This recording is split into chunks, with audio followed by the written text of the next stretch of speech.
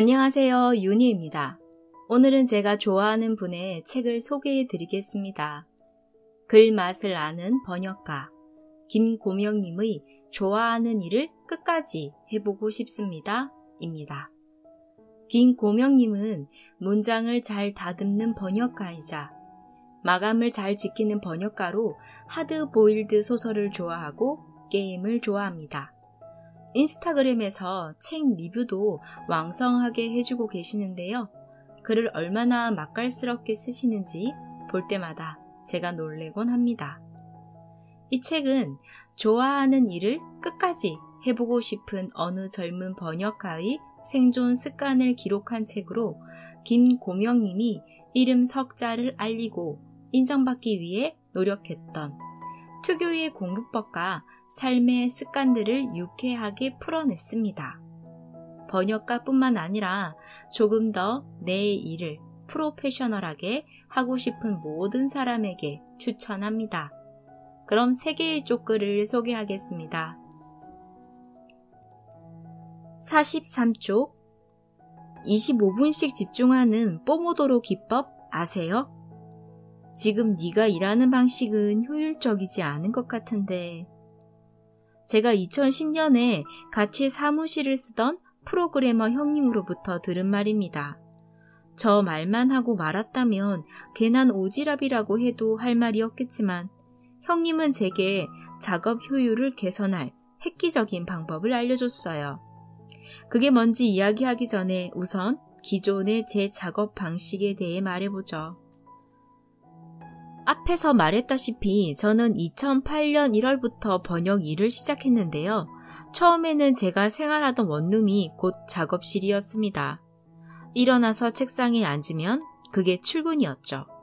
등 뒤로는 샌드위치처럼 이불을 물고 반으로 접힌 요가 놓여 있고 그 옆으로 전자레인지, 냉장고, 싱크대가 서 있었어요. 낮에 번역할 때 쓰는 모니터로 저녁에는 텔레비전을 봤죠. 한마디로 생활 공간과 업무 공간이 전혀 분리되어 있지 않았습니다. 이럴 때 단점은 업무 중에 다양한 생활의 유혹을 받는다는 겁니다. 일하다가 뒤돌아봤는데 이부자리가 보이면 왠지 누워서 자고 싶고 갑자기 냉장고가 덜덜거리면 괜히 열어서 뭐라도 꺼내 먹고 싶고 무엇보다도 저녁에 같은 자리에 앉아서 같은 모니터로 방송을 보니까 일하다가도 딴짓하고 싶어지죠. 그 유혹에 넘어가면 하루 공치는 거 순식간입니다. 딱 20분만 자야지 하고 이불 덮고 누웠다가 일어나면 알람은 언제 꺼졌는지 2시간이 지나 있어요.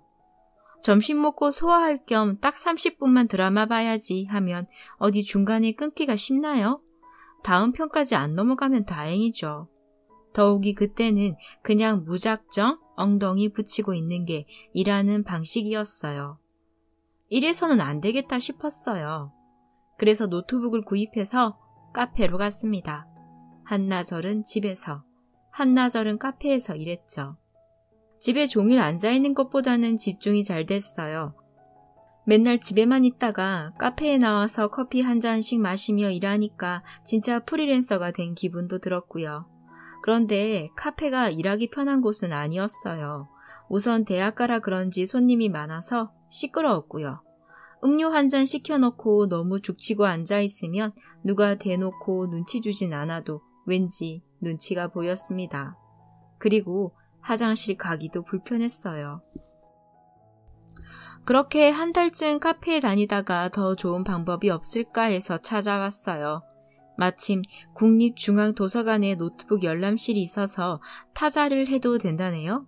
그래서 소음이 적은 실리콘 재질의 무선 키보드를 사서 매일 그곳으로 출근했습니다. 처음에는 좋았어요. 근데 그것도 한 달 지나니까 못해 먹겠다 싶었습니다. 매일 아침 저녁으로 1시간 거리를 오가는 게 쉬운 일이 아니었어요. 그것도 사람이 미어 터지는 지옥철을 타고 말이죠. 그래서 또 다른 방법을 찾아봤더니 신촌과 홍대 쪽에 프리랜서들을 위한 공유 사무실이 꽤 많았어요. 그래서 그중 한 곳에 들어갔습니다. 작은 공간에 책상 몇 개 놓인 조촐한 사무실이었어요. 아주 쾌적하진 않았지만 가격이 저렴했죠. 거기서 만난 게 바로 위에서 말한 프로그래머 형님입니다. 그때 제 작업 방식이 어땠냐 하면 1시간 일하고 10분 쉬는 식이었어요. 근데 해보신 분은 알 거예요. 이제 한 30분 지났나 하면 아직 15분밖에 안 지났고 도대체 언제 1시간이 다 되나 하고 자꾸만 시계를 보게 되잖아요. 시계를 봤는데 아직 시간이 한참 남았으면 그렇게 힘 빠지는 일이 없어요. 왠지 일도 더 지겨워지고요. 그게 집중력을 떨어뜨리는 주 원인이었죠. 그걸 간파한 형님이 제게 가르쳐준 게 지금부터 소개할 뽀모도로 기법입니다.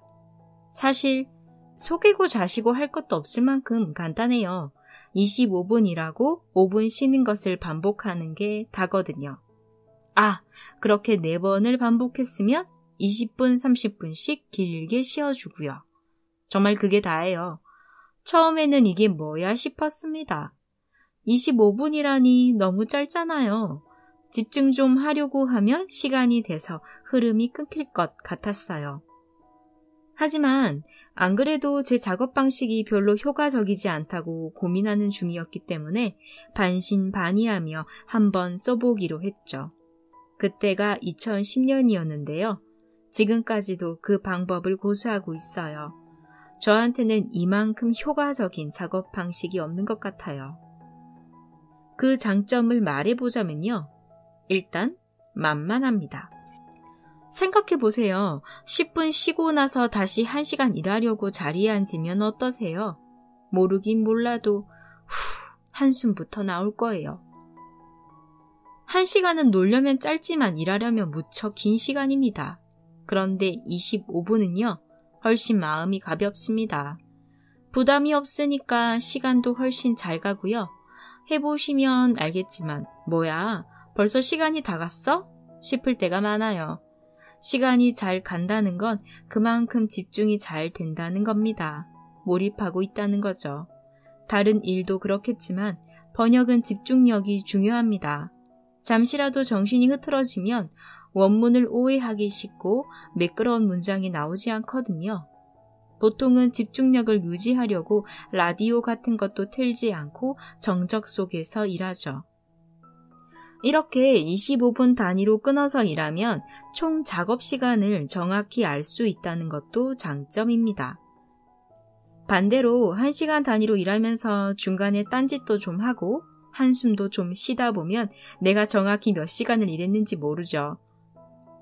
물론 그 1시간을 온전히 몰입해서 일한다면 얘기가 달라지겠지만 말씀드렸다시피 그게 쉬운 일은 아니잖아요. 자기가 얼마나 일하는지 정확히 알면 날마다 총 작업 시간을 일정하게 유지하기가 쉬워집니다. 구체적인 수치가 있으면 마음가짐이 달라지거든요. 막연히 9시부터 6시까지 앉아 있다고 하는 게 아니라 매일 25분씩 15탕을 뛰겠다고 좀 더 세밀하게 목표를 세울 수 있고 실제로 그 목표를 달성하려고 노력하게 됩니다. 그러면 매일 꾸준히 일정량의 작업물을 생산하게 되죠. 꾸준함은 번역가에게 정말 중요한 문제입니다. 프리랜서라면 일하고 싶을 때만 일하고 놀고 싶을 때는 놀아도 되는 사람이라고 생각하기 쉽지만 그래서는 결국 막판에 가서 벼락치기로 날린 번역을 할 수밖에 없습니다. 그러면 마감일은 어떻게 지킨다고 하더라도 번역 품질이 떨어지니 시장에서 설 자리가 점점 좁아져요. 꾸준함을 유지하려면 하루 동안 일한 시간만이 아니라 번 돈을 기록해 두는 것도 좋습니다. 번역료는 보통 200자 원고지 한 장에 얼마 하는 식으로 책정되니까 오늘 생산한 번역 원고가 몇 장인지 알면 얼마나 소득을 올렸는지도 알 수 있거든요. 내 손에 떨어지는 돈이 얼만지 알면 좀 게을러지려다가도 다시 마음을 다잡게 돼요. 사실 이 뽀모도로 기법은 일반 직장 생활에는 접목하기가 어려운 부분이 있습니다. 내가 25분간 집중하고 싶다 하더라도 그 사이에 누가 말을 걸거나 전화가 오면 무시할 수가 없잖아요. 근데 번역가는 괜찮아요. 어차피 혼자 일하니까요.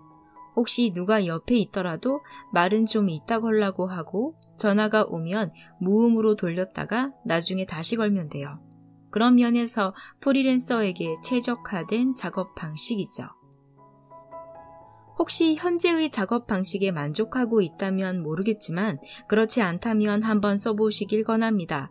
쉽고 만만한데 효과적이기까지 하거든요. 시간은 자유롭게 조절하셔도 돼요. 25분이 너무 짧다 싶으면 30분으로 늘리세요. 얼마나 효과적이냐고요? 저는 이 포모도로 기법을 쓴 후에 지금까지 쭉 집에서 일하고 있습니다. 원룸에서 투룸으로 또 아파트로 거처를 옮겼지만 집에서 일하는 건 똑같아요. 집에서 일이 잘 안 된다고 카페, 도서관, 작업실을 전전하다가 결국 다시 집으로 돌아온 거죠. 그만큼 집중이 잘 됩니다. 자, 이번 습관은 정리가 참 간단하죠? 첫 번째, 25분 일하고 5분 쉬는 식으로 일한다. 두 번째, 하루에 몇 항을 뛸지 목표를 세우고 지킨다. 세 번째, 하루에 몇 항을 뛰었는지 기록한다. 참고로 포모도로 앱은 검색하면 많이 나와요. 앱을 쓰면 그때그때 일해라, 쉬어라, 알려주고 집중하라고 째깍째깍 소리도 내주고 날마다 얼마나 일했는지 기록해서 그래프로 보여주니까 그냥 타이머만 이용하는 것보다 훨씬 효과적이에요. 자, 그러면 다 같이 포모도로의 세계로 들어가 볼까요? 198쪽. 일주일에 한 번은 좋은 자극. 주말인데 만나자는 전화 한 통 안 오냐? 예전에 제 방에 놀러온 친구가 게임을 하다가 핀잔하듯 저에게 한 말입니다. 아니, 지금 너랑 놀고 있는 거 안 보이냐? 그래 놓고선 자기는 저녁까지 다 먹고 갔습니다. 저는 그렇게 아무 연락 없는 주말을 좋아합니다. 아무 약속도 없이 빈둥대다가 산책이나 하고 맛있는 거나 먹는 느긋한 주말이 좋아요. 그날만 해도 오후에 대학원 선배들에게서 전화가 왔어요. 근처에 왔다고 나와서 같이 밥이나 먹자고요. 어떻게 했을까요? 집에 손님 있다고 안 나갔습니다. 친구야 그냥 보내거나 혼자 게임하고 있으라고 해도 되겠지만 나가려면 씻기도 하고 옷도 갈아입고 해야 하는데 귀찮더라고요. 저는 미리 약속된 만남은 괜찮지만 즉흥적인 만남은 거절을 잘 하는 편입니다. 예전에 연극 동호회 활동을 할 때 연출가 선생님이 그랬어요. 고명 씨는 참 귀찮은 거 많은 사람이야. 전곡을 찌르는 말이었습니다. 그 말을 듣고 가만히 생각해 보니까 정말로 귀찮아서 뭘 잘 안 하려고 하는 성격이더라고요. 어디 틀어박혀서 가만히 있는 거 좋아하고요. 지금도 전형적인 집돌이에요. 요즘 제일 그리운 게 뭔지 아세요? 주말이면 소파와 한 몸이 되어 종일 텔레비전을 보던 겁니다. 이젠 아이가 볼까봐 텔레비전은 켜지도 못해요. 말도 못하는 녀석이 집에만 있으면 지겨운지 주말마다 꼭 어디든 데리고 나갔다 와야 하고요. 주말이 평일보다 더 고단할 때도 있다니까요. 귀차니즘 말고도 제가 집에 있는 걸 좋아하는 이유가 또 있습니다. 저는 잡담에 약해요. 시시콜콜한 이야기에 별로 관심이 없어요. 그런데 이런 저도 일주일 내내 집에만 있으면 답답합니다. 아직 결혼하기 전에 혼자 살 때는요. 공동 작업실에 나가서 일하던 때를 빼면 일도 집에서 하니까 며칠씩 혼자 집에 틀어박혀 있을 때가 종종 있었어요. 그러면 어떤 증상이 생기는지 아세요?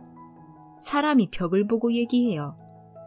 아니 또 이상한 사람으로 오해하실라. 그런 건 아니에요. 그냥 허공에 대고 혼잣말을 하는 거죠.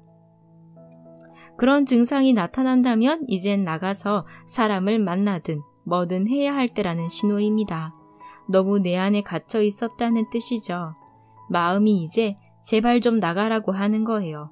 그럴 때 나갔다 들어오면 아, 재밌었다. 기운이 돈다. 하는 기분이 들어요.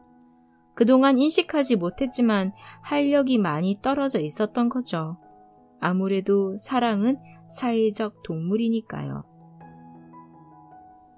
아무리 집돌이라 해도 외부와의 접촉이 필요해요. 고래가 물속에 살면서도 가끔은 물 위로 올라와서 숨을 쉬어야 하는 것처럼 밖에 나가서 사람도 만나야 해요.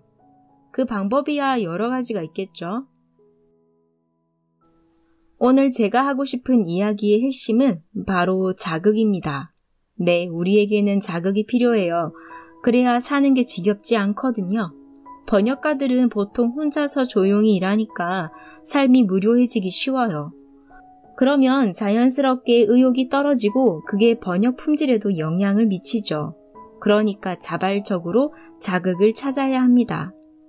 그러면 어떤 활동이 좋은 자극인지 알 수 있을까요? 집을 나설 때 발걸음이 가벼운지 보면 될까요? 글쎄요, 저는 무슨 일로든 밖에 나가는 건 귀찮아요. 그러면 어떤 활동이 좋은 자극일까요? 그 기준은 들어올 때의 기분입니다. 뭔가를 하고 들어올 때, 아, 좋다, 오늘도 보람차게 보냈다 하는 마음이라면 그건 긍정적인 자극이 되는 활동이에요. 얼마 전에 일주일에 한 번씩 미술학원에 다녔는데요. 2달 만에 관뒀습니다. 미술이란 게 혼자 조용히 앉아서 그림만 그리는 거다 보니까 번역과 크게 다르지 않더라고요. 별로 자극이 안 됐어요. 자꾸만 시계를 보게 되고 돌아올 때도 다음 주에 또 가야 하나 말아야 하나 싶더라고요. 미술이 나쁘다는 게 아니라 저랑 안 맞았던 거죠. 최근에 다니기 시작한 성악 교실은 정반대입니다. 마치고 돌아오면 늦은 시간인데요. 어느 날은 아내가 졸린 기색이 역력한데도 저를 기다리고 있어요. 그래서 먼저 자지 왜 기다리고 있냐고 물었더니 제가 신이 나서 집에 들어오는 걸 보려고 기다렸대요. 실제로 그래요. 성악교실 마치면 마음이 붕 떠서 차 안에서 노래를 부르며 돌아와요. 그게 일과 육아로 지친 제 삶에 활력을 불어넣습니다. 자, 정리해보죠. 저는 생활의 활력을 유지하기 위해 이렇게 합니다. 첫 번째, 일주일에 한 번씩은 외부 활동을 한다. 두 번째, 다른 사람과 함께하는 활동을 찾는다. 세 번째, 돌아올 때의 기분을 보고 긍정적인 자극이 되는지 판단한다. 지난 습관에서 기왕에 글로 먹고 사는 건 작가가 되자고 했잖아요. 외부 활동은 내 글을 쓰기 위한 컨텐츠를 확보하는 데도 도움이 됩니다. 얼마 전에 성악 교실에서 들었는데 요즘은 아마추어 성악 콩쿠르가 있대요. 그 말을 듣고 콩쿠르 도전이라는 목표가 생겼습니다. 그리고 그 과정을 기록으로 남기기 위해 매주 수업에서 배우고 느낀 것을 글로 정리해서 나의 콩쿠르 도전기라는 제목으로 브런치에 올리고 있어요. 목표가 달성되면 누가 안 내줘도 독립출판으로라도 책을 낼 계획입니다. 아마 여러분도 그렇게 내가 좋아서 남들에게 이야기하고 싶은 게 하나쯤은 있을 거예요. 없다고요? 그럼 이제 찾으면 되겠네요. 제가 참 좋아하는 김고명님은 이렇게 말씀을 하셨어요. 저는 프리랜서 번역가로 꿋꿋이 살아가기 위해 습관적으로 다음의 3가지를 되새깁니다. 나는 좋아하는 일을 하고 있다. 나는 가치 있는 일을 하고 있다. 내가 빛날 날이 반드시 올 것이다. 그러면서 이렇게 말씀하셨어요. 기계 번역의 발전 속도가 무서운 수준이지만 하지만 어떡해요. 좋으면 해야죠. 어차피 누가 말려도 할 사람은 할 거잖아요. 이왕에 하는 것, 자기가 하는 일의 가치를 믿으세요. 그리고 자신의 가치를 믿으시고요. 그게 여러분에게 드리고 싶은 마지막 말씀입니다. 이 책을 읽고 있는 저도 마찬가지입니다. 이 책의 저자 김고명님도 그리고 저와 지금 함께 해주시는 많은 분들도 좋아하는 일을 끝까지 해내면서 자신의 가치를 믿으면서 빛날 날이 반드시 올 것이다라고 굳게 믿었으면 좋겠습니다. 언제나 응원하겠습니다. 감사합니다.